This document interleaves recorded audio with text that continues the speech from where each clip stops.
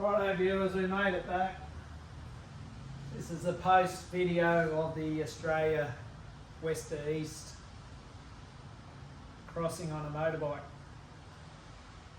Here's the mighty DRZ after it did its job, and it's a fine bike. To do a crossing like that, yes, you can buy more expensive bikes. Do you need them?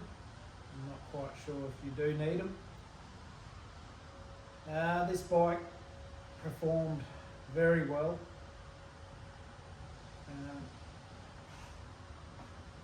We got through with one front tyre, two rear tyres. It handled the load well. Fuel, 30 litres in the front, 12 litres on the bladder here. Got through the Simpson Desert. Got through the Gunbarrel Highway. Did we have any problems? We had one loose bolt on a chain guard. That wasn't too, that's nothing, just put another bolt in it. I put warmers, hand warmers on it, they failed, and the actual grip slipped, went round and round, so I had to put electrical tape on there and bash it back on. Got over that.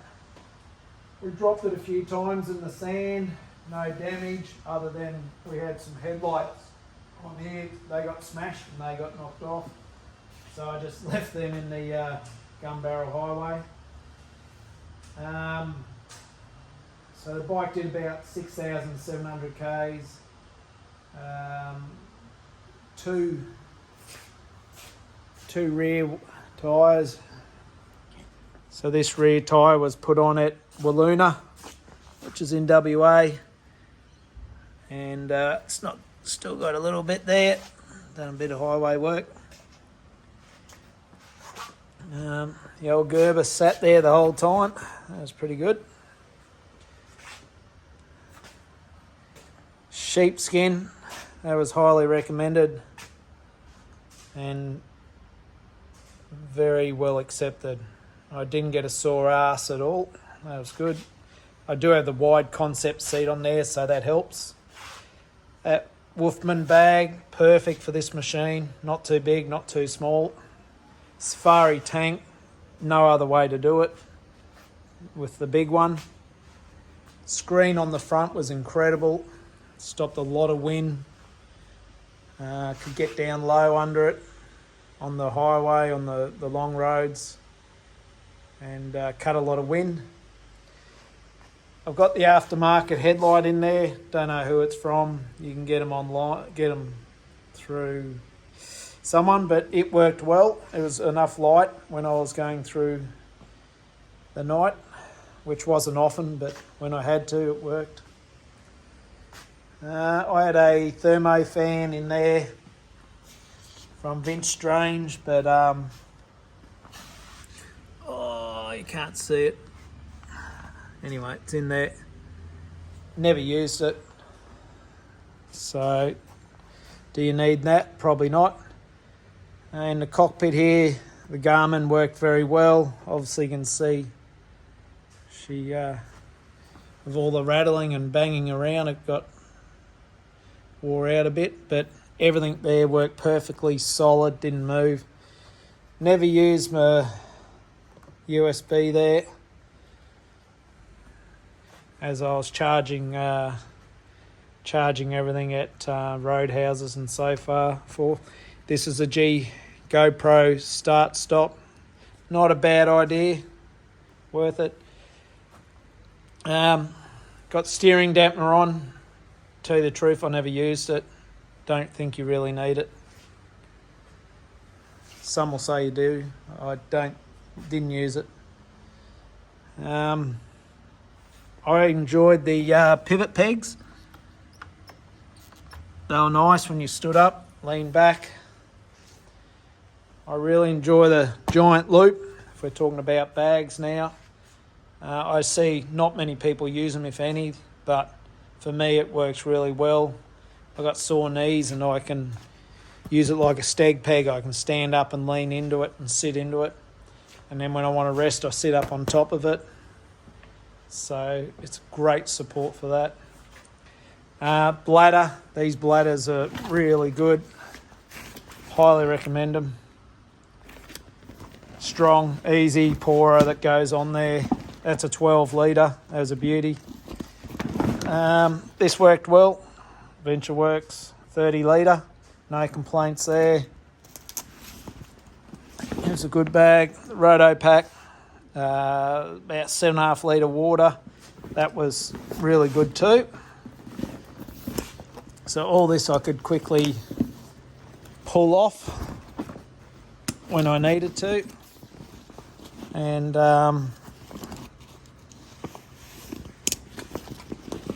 get to the water pretty quickly.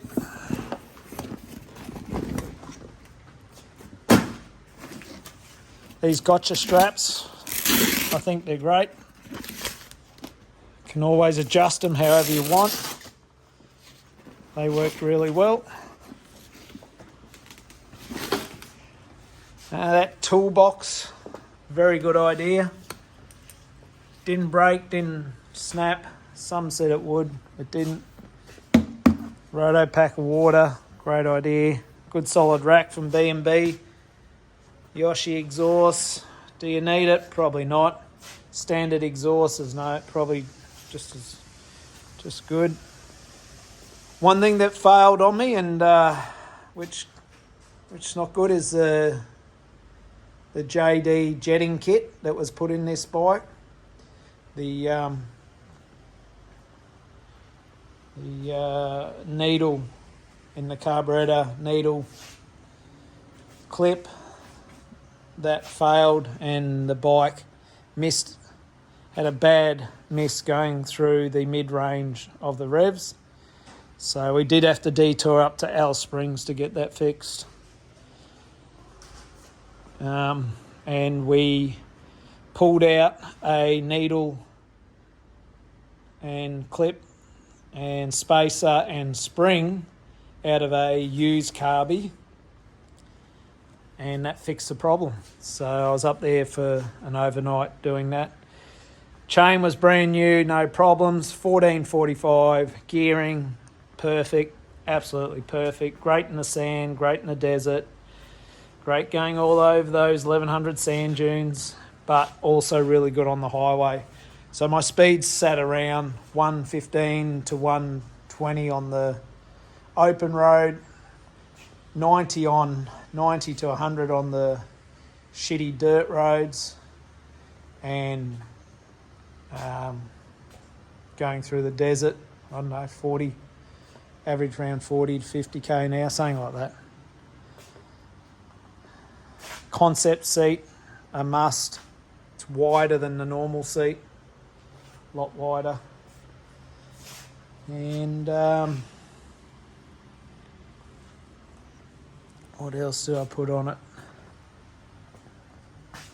Just use the standard mirrors. Yes, you can go get the expensive ones, but I don't think you need them. These work fine. Bark busters are great. Didn't break any levers, which was good. And that's it. That backpack was awesome. 26 litre USWE, 3 litre bladder in the back, worked perfect. I was wearing some pretty heavy armour. I had these Troy Lee design knee braces, Klim,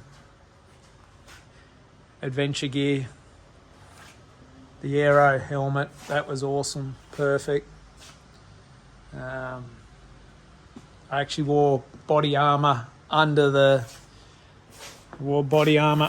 so I had double armour, just in case I come off I could bounce around. I think it helped a few times, so for me it was good. And then in the Simpson Desert, when I got too hot, I could pull that jacket off and and I just had my body armour on, which was great.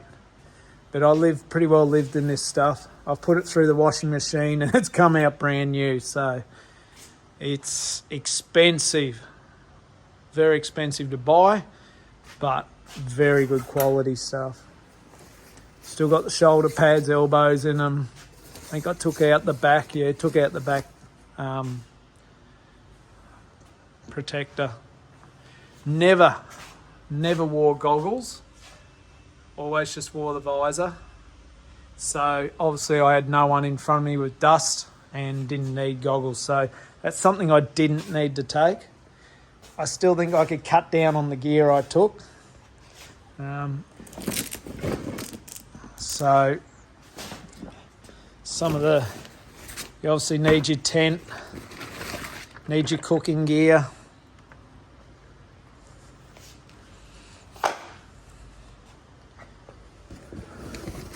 Seat. Need your seat.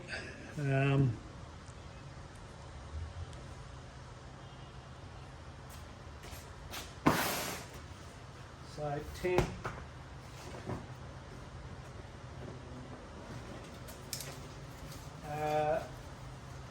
That's a couple of spare parts, just spare pump for the pumping wheels up.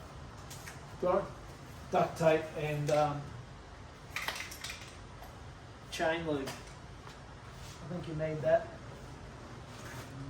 First aid, never used it. Do you need to take that much? I don't know. It's a fair bit. Still, you could probably cut down on that. A straw for drinking water, that if you ran out of water, never used it. Probably don't need it, especially with the current wet conditions. Two-man tent, pretty compact, pretty small, worked well. You could go with a bivvy and get it smaller. Don't know. It did well though. I'd probably stay with the tent. Mattress, air mattress.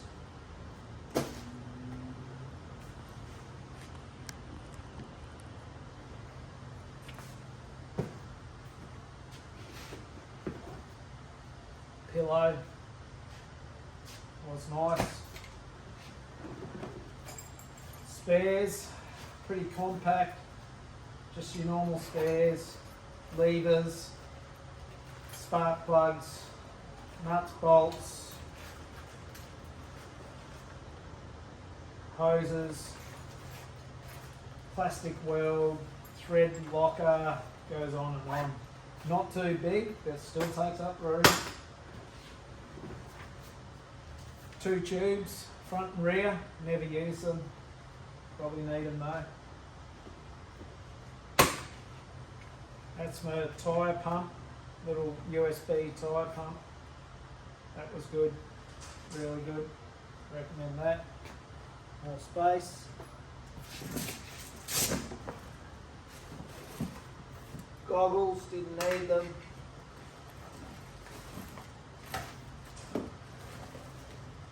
Little stand to lift the rear. Swing arm for changing tyres. Extra water bottle, didn't need it. Headlight, yes. A must, steel plate for under your stand in the sand. PLB, yes.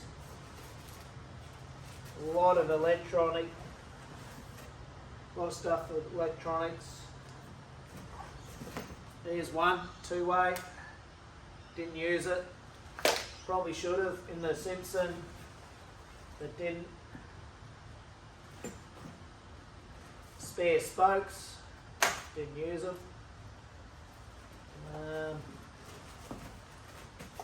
Hat, didn't use it. Took two hats, didn't need it. Toilet paper, yes. So there you go. Doesn't look a lot, but when you put it all in there, it starts to add up. The backpack, we've got drugs, bit of clothes,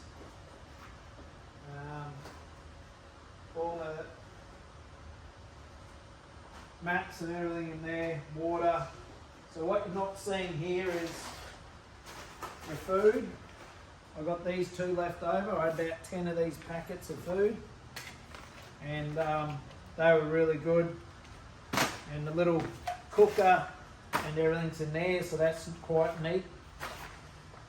Not seeing my clothes because they're taken out now.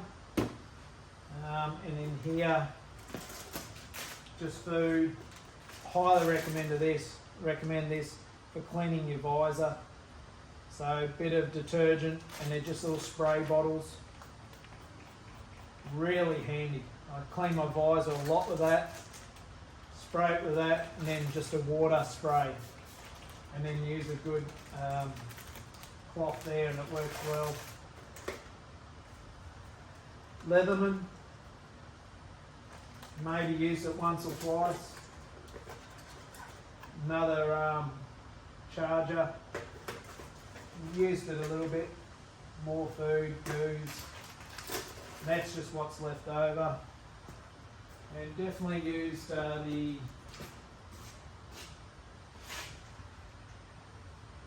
this power pack, A, to start the bike if it goes flat, and B, recharge the electrical components when I needed. So I didn't use my USB because I was recharging these on 240 volts when I got to road houses and so forth. So you can rely on that. Different tracks, depends if you're camping 24/7. So that's a wrap up of the bike and what I took. How was the trip? Bloody amazing. Took 15 days, 14 nights. Across the Simpson Desert, that was a massive feat. Got to started out Mount there, got to Popple Corner in a day, then day 2 from Popple Corner to Birdsville by lunch. So I was really happy with that. A lot of sand dunes, a lot of sand. Met a few people along the way, that was good. So mainly what I wanted to talk about is this trip doable? Can anyone do it? I think anyone can do it with reasonable motorbike skills. So if you've ridden bikes for a while, you've ridden in the bush, you've ridden on the beach a bit.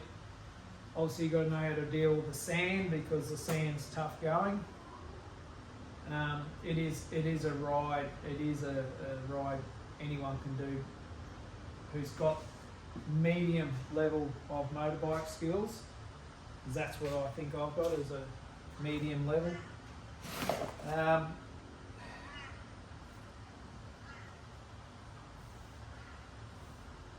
The Australia Crossing's huge, yes, but you break it down. You break it down into sections, and it's very achievable. Rather than looking at the whole thing as a passing, as a cross, you just break it down, and it can be done. So highly recommend it to anyone who wants to try it.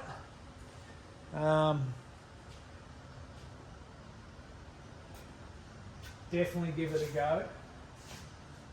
I think you've got to have a little bit of luck with your weather. Obviously your bike's got to be prepped well. So this bike went very well. The only reason it failed was an introduction to the JD jetting kit. If that didn't have the kit in it, it would have just kept going. Definitely need your heavier spring for your suspension. You've got to spend money on the suspension because the Simpson Desert, there's a lot of whoops in there, and you've got to have good suspension, especially when you're carrying the weight. So I carried in the Simpson again, 30 in the front, 12 in the back, and I actually had 3 litres, 2 bottles of fuel in my backpack. And I ended up using, so I had a total of 45 litres of fuel. I did not want to run out.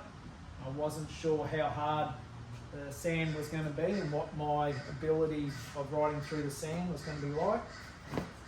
So 45 litres of fuel, and I had 7.5 litres of water in here and 3 in my backpack. So 10.5 litres of water, and I end up using 36 litres of fuel to do the crossing from Mount Dare to Birdsville, and I used total about 8 litres of water over the 2 days, the overnight, so that was not too bad. Obviously if it was hotter, you go through a lot more. Wasn't too hot through the day, so that was good. Gunbarrel Highway in WA. It's a long stretch and a lot less people going through it. That's where the motorbike fell on us, and I was stuck under it, pinned under it, which you can see in another video. That could get really dangerous in the Gunbarrel because there is no traffic. As compared to the Simpson Desert, you've basically got convoys of four-wheel drives going through every couple of hours. There's someone out there, so someone's going to be able to help you out if you get in trouble in the Simpson. Gunbarrel Highway, no. It's very remote. No one. Riding is, it's not tough, but it's draining. And I think the Simpsons obviously tougher because the hills and the sand dunes. But the Gunbarrel, there's a lot of different type of terrain you're going through, whether it's sand, rocky reef type tracks. It's all reasonably flat through the Gunbarrel, and then there's different pebbly type. It's like sheep manure on tracks, so there's a lot of different terrain you're riding through there, different conditions.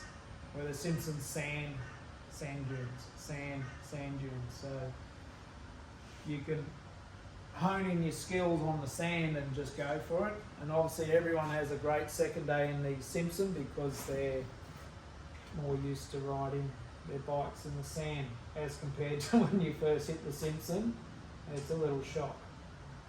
Mine wasn't too much of a shock because I'd ridden a fair bit of sand through the Gunbarrel and steep points, so was prepared for it. That's about it. Maps, the Garmin worked perfectly. Did I use my manual maps? Not really. So if you've got a phone and a Garmin, or you got a backup, that's good. You probably still need one paper map. Suggest to take it. Could you get lost? Not really. It's all tracks and you're always on a track, so no, it's not getting the compass out and you're not stuck and looking for where the sun is and what time and all that. It's pretty well signed everywhere, so pretty hard to get lost in my opinion. I serviced the machine halfway at Alice when we fixed the carburetor. We changed the oil, air cleaner, oil filter, lubed the chain, gave it a wash. That was great. So I think I'd be pushing it if I didn't service it and kept going. And that was a possibility that was going to happen. So got a good service, good fresh oil, and away it went. I know I've mentioned how good these safari tanks are, but they are really good. And once you get used to riding with it, it just feels like a normal bike with that size tank. Yes, they look big, but when your legs are in there and you're locked in that cockpit, the tank feels fine. You get used to that weight, no problems at all. So they're good. Yeah, that's about it. So, the crossing's done. Feel bloody fantastic that I made it back. a lot of time out there to think and talk to yourself, being on a solo run, unsupported. You always have in the back of your mind that you can't afford to come off and hurt yourself. You're by yourself. You've got to make decisions that are within your means. So I always thought about riding at 80% of my ability. So I felt safe wherever I was riding. There's a few scary times on some loose gravelly crap on outback roads there, where the rear wheel was going out to the left, front wheel to the right, and the bike's going sideways. Somehow corrected it and I went straight. The other one was when the bike landed on me and I was pinned under it. I had to use my helmet to push the bike off me, push the helmet under the tank to lift it up. They're the two most scary, worrying times that I had. In the Simpson, no major issues. Yes, I fell off. Yes, it was heavy to lift up. Yes, I was very fatigued. Yes, it's very draining. Yes, it's very rewarding when you finish. Yes, you feel like you want to go back and do it again. At the time, no, I just wanted to get home. No, I was not wanting to do it again. At the time, I was not interested to do any more other than I wanted to complete it. And once you get home, you process it all, you feel that it is something you may want to do again. I don't think I will do it again because there's too many other things to do in adventure riding. Too many other places to go. Been up to the Cape, high country, now across Australia. So there might be some other adventure rides that might be of interest, but not right now. That was a great ride and I feel extremely satisfied to have got back in one piece and had a good trip.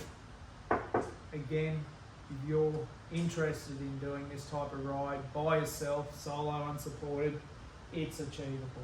It is easily achievable if you plan, take all the right stuff. But some highly recommend going on a reliable bike, comfortable seat, and try to take less and more. Take less and more. I threw a few things out on the way because I was sick of carrying them. And one was a tarp, some were clothes.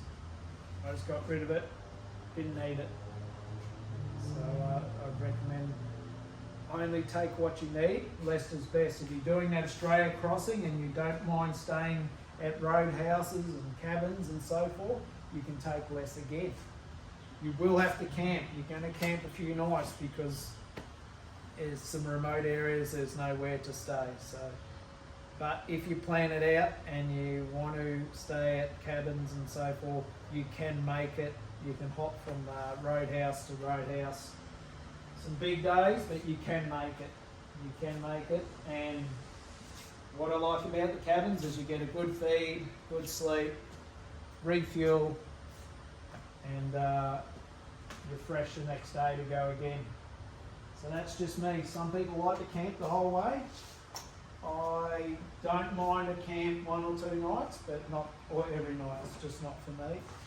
Maybe with other people it'd be better, but by myself, not really interested. I recommend these backcountry cuisines. They're very nice, easy to cook, don't have to take much, just water and boil it up. I really like the breakfast one, which is muesli and yogurt. This sleeping bag, Black Wolf, it's a Hiker 500. That was really good. It was warm, so I needed that, and it's quite compact. The Equinox Helinox seat, really good. It's worth sitting down. Didn't sit down a lot because once I was finished eating, I just went to bed, and that was it. Garmin Montana's the one I used. Going Montana 750i or 700i. That was really good. Tent's just from Anaconda. It's cheapy. That's a Bear Grylls Gerber. You don't really need that. It's just to scare off anyone. That's about it. That's about it, viewers. That is the trip. It's done. Australia's been crossed. Very happy. We went straight through the guts and made it. Righto.